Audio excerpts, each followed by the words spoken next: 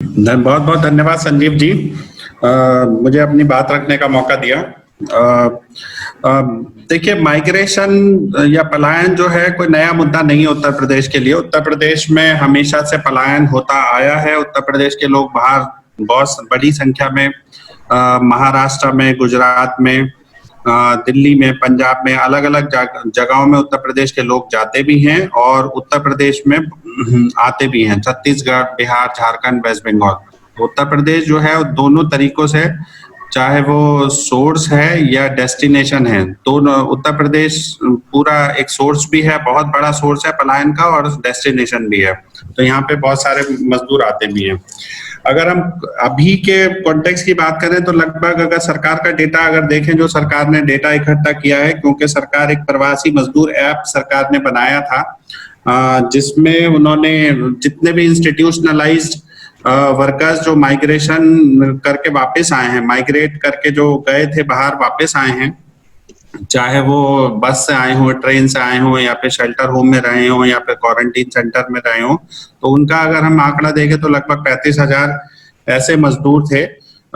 Total, जिसमें से लगभग 12 लाख बड़े मजदूर हैं जो वयस्क हैं, और 23 लाख के आसपास हैं जो डिपेंडेंट हैं, जिनको हम मानते हैं कि ये ज्यादातर बच्चे ही हैं।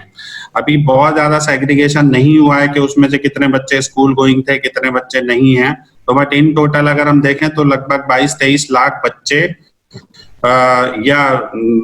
हो सकता है थोड़ा नंबर कम हो। तो ये तो सरकार का डेटा है। इसके अलावा और भी बहुत सारे ऐसे हैं जो सरकार के डेटा में नहीं हैं। अभी भी हमें गांव से बहुत खबर मिल रही है कि बहुत सारे लोग पहले ही आ गए थे, लॉकडाउन से पहले आ गए थे, या फिर सरकार ने जब डेटा कलेक्ट करना शुरू किया, या क्वारंटीन का मामला जब से शुरू हुआ, या स्कूलों में जब से शुरू किया तब उससे पहले ही बहुत सारे लोग मजदूर वापस आ गए, पहले ही आ गए थे अपने पैदल चलकर, या फिर बहुत सारे लोग जो पैदल चलकर आए, उनका सरकार के पास कोई बहुत ऑथेंटिक डेटा नहीं है। तो ये डेटा लगभग, जो सरकार का भी इनफॉर्मल एस्टिमेशन है कि लगभग इन टोटल 55 से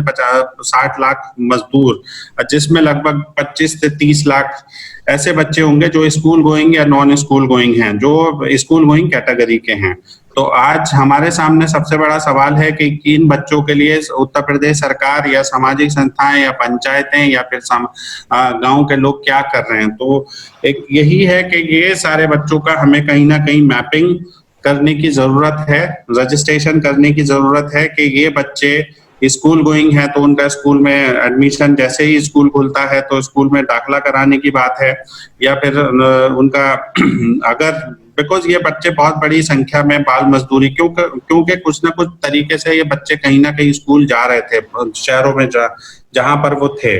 बहुत सारी ऐसी संख्या है जो स्कूल गोइंग है। तो अगर उनको सही से स्कूल का व्यवस्था नहीं मिली तो वो बच्चे स्कूल में वापस नहीं जाएंगे, और वो बच्चे ड्रॉप आउट या फिर बाल मजदूरी की तरफ अग्रसर हो सकते हैं, या फिर बड़े स्केल पर क्या कहते हैं, ट्रैफिकिंग हो सकती है। तो दूसरा एक और है कि बहुत सारा लोगों का मानना था कि जैसे ही ये लॉकडाउन की सख्ती खत्म होगी तो लोग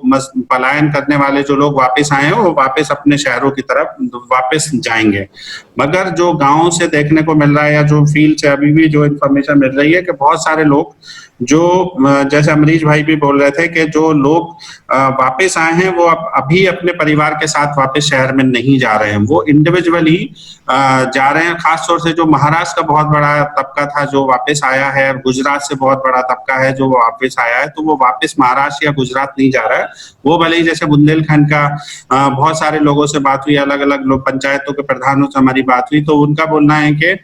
लोग जा रहे हैं तो अब वो कानपुर में काम करने जा रहे हैं या लखनऊ काम करने जा रहे हैं, तो वो पुरुष उनका वापस काम करने जा रहा है, तो परिवार की जो महिलाएं हैं और बच्चे हैं वो वापस अपने गांव में ही हैं। तो कहीं ना कहीं स्कूल पे एक हम सरकारी स्कूल को बेहतर बनाने के लिए सालों से प्रयासरत हैं। तो हम ये मानते हैं कि स्कूल पे एक एडिशनल बर्डन ऑलरेडी बढ़ेगा। और दूसरा एक जो पहलू है इसका, कि शहरों में खासतौर से सरकारी स्कूलों की ऑलरेडी कमी है, दूसरा है कि यहाँ पे प्राइवेट स्कूलों में जैसे जैसे लोगों का नौकरी गया है, नौकरी खत्म हुआ है, लोगों के रोजगार के साधन कम हुए हैं, वैसे ही लोगों का जो प्राइवेट स्कूल में जिनके बच्चे पढ़ रहे थे वो भी बच्चे या तो ड्रॉप आउट होंगे या फिर सरकारी स्कूल में जाएंगे। तो सरकारी स्कूलों पे जो बर्डन बढ़ने वाला है ये एक सोचने का विषय है। और पहले ही हमारे उत्तर प्रदेश में 2.5 लाख के आसपास टीचर्स की कमी है, इंफ्रास्ट्रक्चर बहुत दयनीय स्थिति में है, स्कूलों में क्लासरूम नहीं है, बैठने की व्यवस्था नहीं है, बिजली नहीं है, ऑनलाइन सिस्टम को तो आप छोड़ ही दीजिए, लगभग 4 से 5% बच्चों को पे एंड्रॉइड फोन है रूरल एरियाज में। तो ये पूरा सवाल खड़ा हो रहा है कि हमारे स्कूल की व्यवस्था को कहीं ना कहीं हमें और बेहतर बनाने के लिए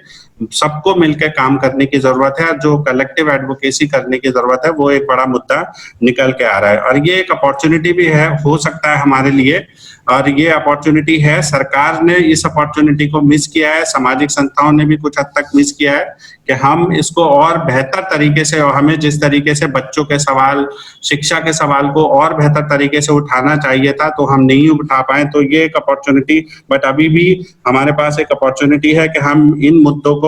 बहुत बेहतर तरीके से उठाएं और सरकार पे दबाव बनाएं कि सरकार स्कूली व्यवस्था को, स्कूली शिक्षा को, क्योंकि अब दोबारा से जैसे हेल्थ में हम बात करें कि अगर पब्लिक सेक्टर हेल्थ सिस्टम नहीं होता तो क्या होता, लोगों का आज कितने लोगों की मौत होती। तो ऐसे ही हमें शिक्षा में अगेन ये एक अपॉर्चुनिटी है कि इस क्राइसिस में कहीं ना कहीं हम स्कूल को बेहतर बनाने के लिए और प्रयासरत होने की जरूरत है हमें। इसके अलावा जो मेरे कुछ सुझाव हैं जो स्कूल को लेकर उत्तर प्रदेश सरकार से काफी बातचीत भी हो रहा है और कुछ हद तक उन्होंने करने के लिए एग्री किया है। तो जैसे मैपिंग की बात हो रही है कि हर एक पंचायत में